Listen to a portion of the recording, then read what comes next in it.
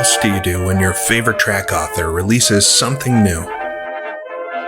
Fat Alfie, you've done it again, my dear boy. And this time something non-fiction but obscure, the best kind of history. One you can really sink your teeth in and actually learn something. I thought we were scraping the periphery of racing history at Bremgarten, but no. Let me introduce you to Battenberg. It's a town most associated with colorful, ornate layered cakes. Located in western Hessen, Germany, amongst the trees and hills, a picturesque vista and a pleasant place to be. But it is true it's not Hockenheim or Nürburg, but instead Battenberg. It did once have a road circuit, a true road course which circled the nearby hamlet of Holzhausen. 12.5 kilometers, 7.8 miles of gorgeous roads, recreated how they should be, undulating, misshapen, and patched up. Cobblestones, curbing, leaves, and trash. With your assortment of nearby fences, brick walls, telephone and light poles, and of course the odd hay bale to save you from the inevitable. This was a circuit not used in car racing, but rather for motorcycles, for a short time too.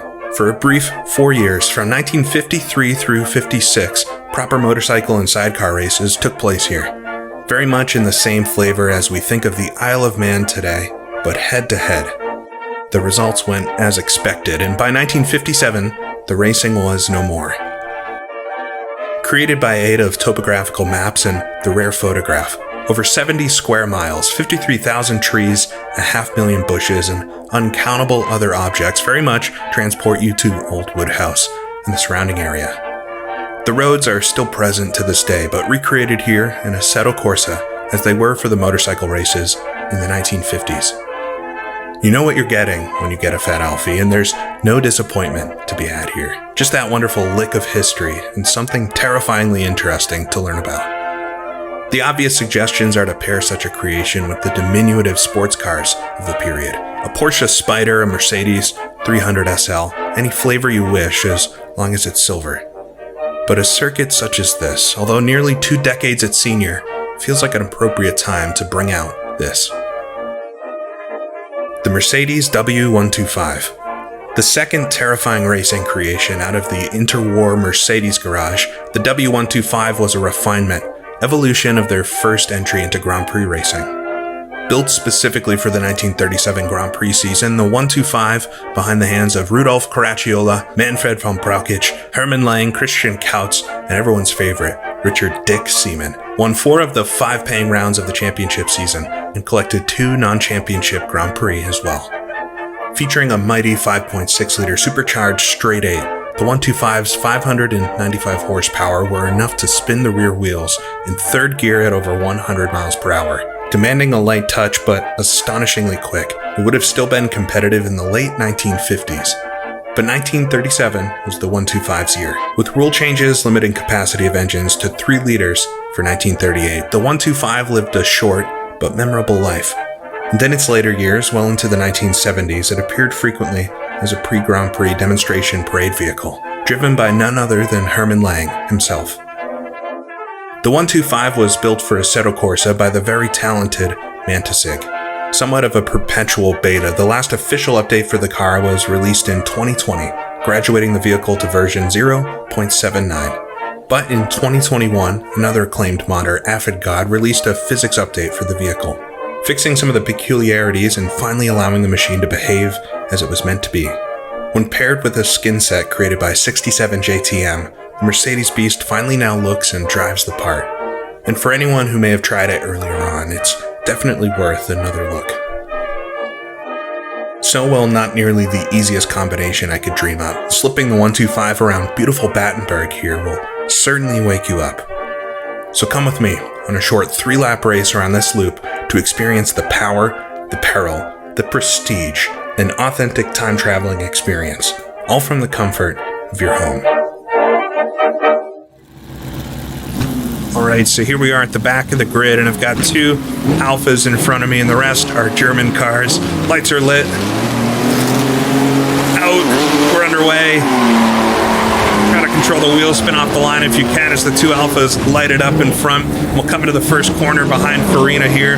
See if we can find our way around, but tiptoe in to the long left-hander. This new Volari's running a bit wide there in front. We got a slow auto union here. See if we can get the power down, but have a tight right-hander here at the top of the hill. There we go. And fast through this kink if you can. This will lead us onto one of the few straightaways on the course. This new Volari ran really wide there, but now flat out up to fourth gear. Come past right at that exit road. Jump on the brakes. See if I can jump it up the inside of the number 9. All right, there we go. Past quite a few cars right off the grid. Up behind one of my teammates now. Oh, as he lights up the tires. So much smoke in front. I can barely see where I'm going. The track's going to narrow up a bit here and head towards the 3 hairpins. I can see my teammates in front just lighting up the rear tires. We'll come to the top of the hill though, down to 2nd gear, down to 1st for the hairpin. See if I can sneak it up the inside if I'm Braukage here. Right to the inside curb, but you definitely don't want to hop it like a couple of the cars in front. Up to 2nd gear then, and we'll rush downwards, but really can't see where I'm going very well. There it is. Double right-hander here will lead us down to the small village of Holzhausen Woodhouse. Aptly named, I would expect. Down to 3rd gear, easy to run wide on this left-hander. Lead us into the village proper. Got an auto union way up in front, a couple 125s, another auto union in front of me. He's right against the wall there. But enter the village through a little chicane right up next to the buildings. Got sidewalks, big curbing on both sides, fences, wooden walls, light poles, and of course cobblestones here. As car will rattle over them up to 2nd gear. You just want to thread the needle.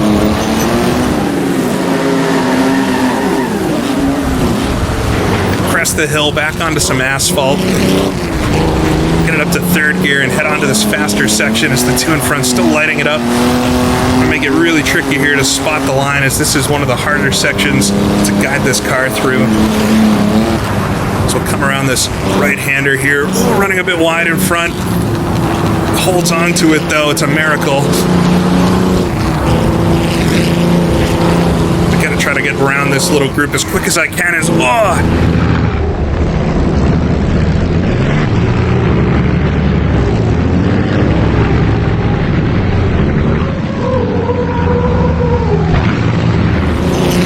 Got around that auto union as he slammed into the wall. I guess illustrating how treacherous this would have been, and this was actually raced on motorcycles, not Grand Prix cars, which I can't even imagine. I have to remind myself constantly that this was a real circuit. The 2 in front are deploying the Mercedes smokescreen, it seems. Get it down to 3rd gear here as the track slows its way down, winds its way down, get the side crossed up. Got one auto union pulling away. And a tighter right-hander. This will bring us to the 2nd of the 3 hairpins. It's how I kind of remember this course is by the hairpins. Very slow entry because there are cobblestones right on the apex to keep things interesting. Guide it through, jump on the curves in front. And chasing now Herman Lang. Definitely need a lesson in throttle application, as I'll easily be able to power by him here, I think. Just not spinning your tires is so much quicker than spinning them, but maybe a little less spectacular looking. Rudolph Cracciola then in front.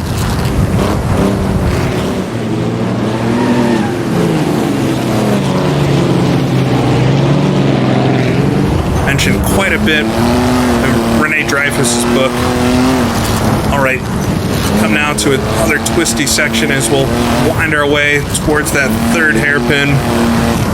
Easy to run wide in a few of these corners. They're not marked quite as clearly. We do get some braking markers here though.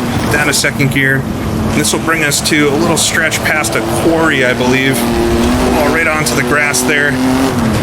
Up to 3rd gear over some really rough asphalt, and want to brake just before that 150 marker.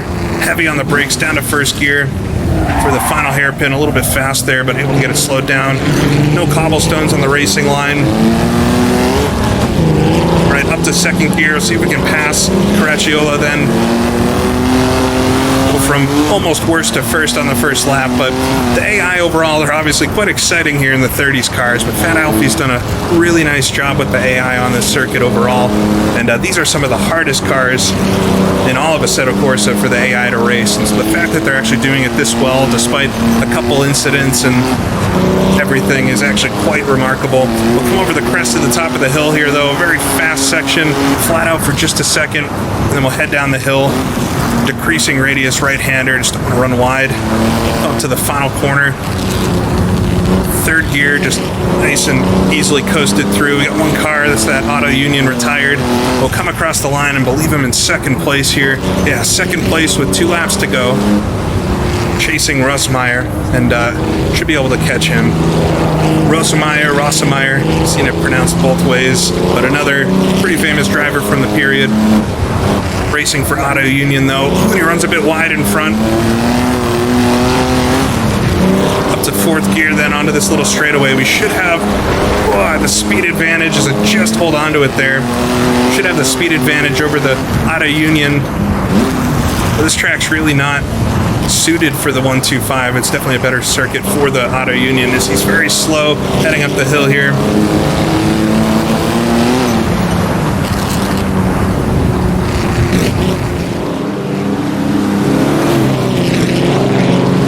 Gonna catch the wheels. We'll head to that first hairpin again. Very easy to outbrake yourself for these kind of first gear. Follow Rossmeyer through. Might be able to dive on him there, but it's easy to have a slow motion crash into the barriers. So we can get alongside as we'll head down the hill. Catching the counter steer on the car up to 3rd gear. We'll fall in behind for the double right-hander. Even though these cars didn't race on this circuit, it feels very appropriate. And they did race on circuits like this, and just gives you that little glimpse into how exciting and crazy this all was. All right, down to 2nd gear. Tags the wall just a little bit in front, so we'll head into the village itself. Be able to get them on the exit of the town here. Very hard to pass through the town itself unless they make a mistake, just because of how narrow it is, but he's using all the road and then some. Sounds like a bucket of bolts over all the cobblestones. All right, there we go to the exit.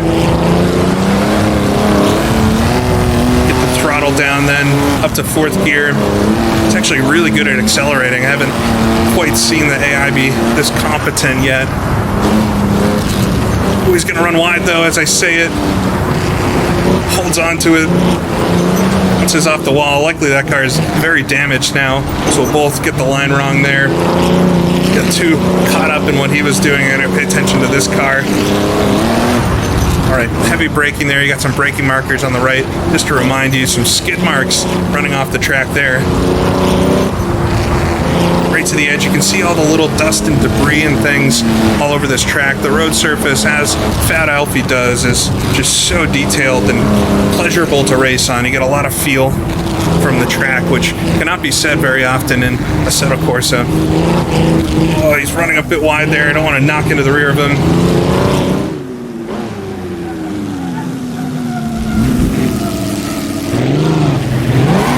So come up to the 2nd hairpin.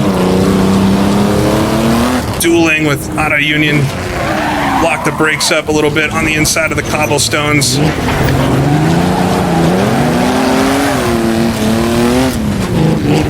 So hard to get the power down. It might look a little like I'm playing with my food, but it's quite tricky to get around. But there we go, side by side. Get the power down, should be able to rock it away now.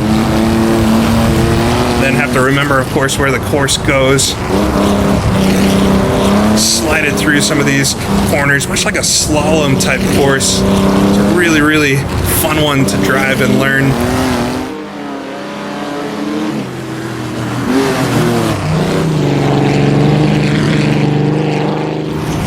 Still have Rossmeyer not super far behind. Onto the right-hander, that'll lead us towards the final hairpin. just slide it through. And it might look almost for show, but it's kind of how you drive this car. The rear end, you got to get really comfortable with how far you got to stick it out.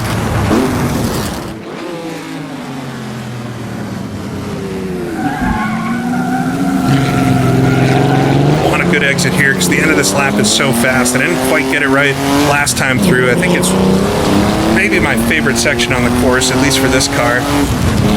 So you can actually get going quite quick over the ridge. There's one slower corner here, so I'll work it out to the edge of the track and then apex towards the inside. I want to get a nice exit here. Like I said last time through, there's a little bench there on the right which can catch you out, but then get your foot down about half throttle here right now in 4th gear, and as we crest you can get full throttle for just a second. It's so exhilarating. Alright, down to 3rd gear, work the car down, keep it to the inside. I could have let it run a little further out at the start of the corner. We'll come past the fictitious pit lane. It's the only part of the track that wasn't actually there, and complete the 2nd lap. One more lap to go. Should just be a nice clean lap. With Rossmeyer behind me, not super far behind.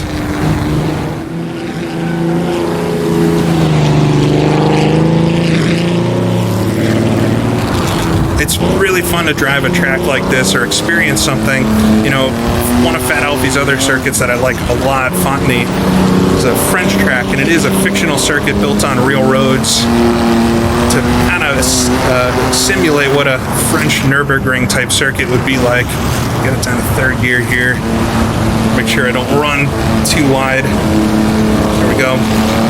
And this track has a very similar feeling to Fontenay, but the fact that this is real kind of blows my mind. I said I have to remind myself that they actually raced motorcycles here, and you can see why it was abandoned quite quickly after they started, because it is a fast and very dangerous circuit for any type of vehicle, never mind a motorcycle. Get it slowed down for the hairpin though. Back on the throttle. This is definitely not the car I would recommend first trying around here, and there's so much speed that could be had with it. I'm really babying the car around. I do have the AI on 100%, which is one of the issues with these types of cars in a set of courses. AI is they can't quite do the speed once you get decent at the car. But there's likely so much more speed in this car at this circuit, and it's something that can really keep you entertained. Is driving something like this. You can always work on something. There's always more power if you want it. You're very rarely going flat out. This is kind of the opposite experience to some slower cars these days, where you really use all the power all the time. You never use all the power in this car.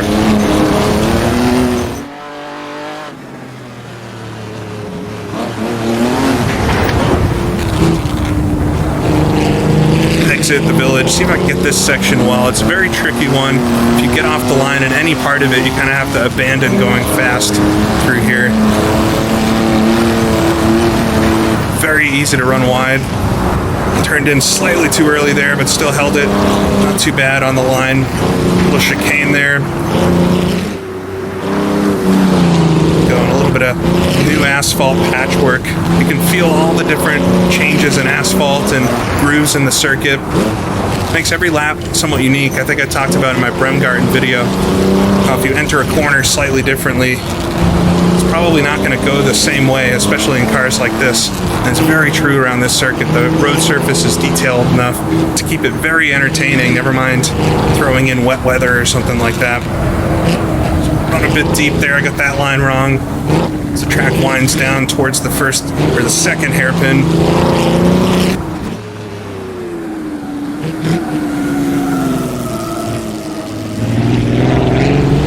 Right out to the edge. Down to 1st. All of the hairpins here do have runoff, and you'll definitely be taking that plenty of times. You can extend and just drive past the barriers and turn around. Well, you'll be wasting a lot of time. All right, up to 3rd gear. We'll work our way now back towards the start-finish line.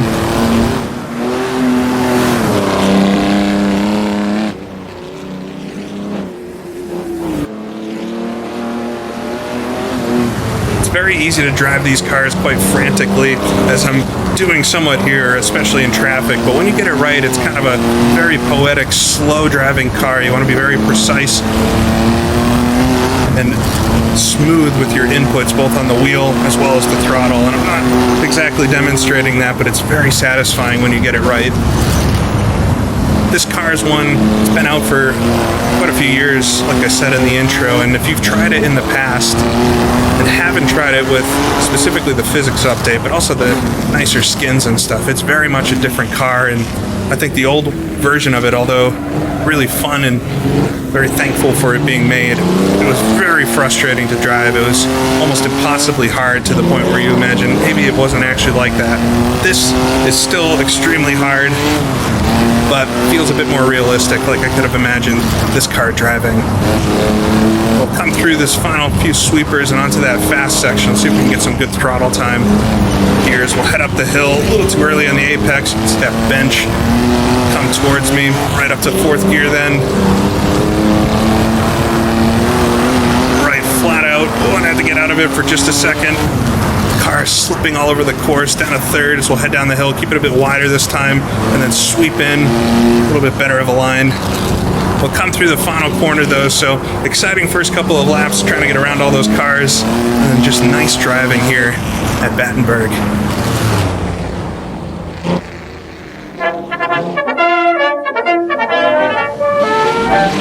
If you search for the Battenberg ring online, you'll turn up very few results. A few photographs, maybe a race result or two from some of the motorcycle races. The odd mention of that there was a racetrack. To have it recreated in such fidelity for something like Assetto Corsa is such an aid to history. It allows you to experience, really see something that's almost been lost to history overall. The Battenberg ring now lives. Anytime a new circuit comes out of Fat Alfie's workshop, we all really benefit. And this isn't one I don't think I ever would have really learned about had it not come out. As I said while we were driving, the 125 is not necessarily the car I would recommend driving around here, although it's a lot of fun, if not a little frustrating sometimes. Definitely drive a sports car. The 250F Maserati, Formula 1 car that I love so much, is the perfect companion around a circuit like this. But sports cars, the old Porsche 718 Spider or smaller Alphas, obviously German cars may be more appropriate, but anything that you like driving, maybe the AC Legends pack or the GTC cars. Surprisingly, this track, although 12.5 kilometers over 7 miles long, it's not that hard to learn. I think I still have a lot of learning to do, but there's a few key corners. You got to learn where those hairpins are. You got to learn where a couple of the tighter corners are, but things are marked fairly well. Things that have braking markers are generally the corners that you need to slow down a lot for. So I think you'll find within 5-10 laps, if you're not somebody that's used to racing on long courses or something longer daunts you, this might be a good entry point to learn that it's not that tricky. For what it's worth though, the 125 with the redone physics drives very awesome. It's a really excellent car to try to get some sort of handling on. I think I did okay here, definitely getting better at it and still a lot to learn. It gives you a great appreciation for what driving a front-engine Grand Prix car would have been like in the 1930s. And when paired against cars like the Auto Union, which is also such an excellent car, it's really quite a nice little set we've got going on. So I hope you enjoyed this. Took quite a lot of preparation and practice, but I've enjoyed every second of it. So I look forward to hopefully some more tracks in the future from Fat Alfie, but I think for the time being, we've got something very fun to race on. So this has been GP Laps. Thank you for watching, and I'll see you all again next time.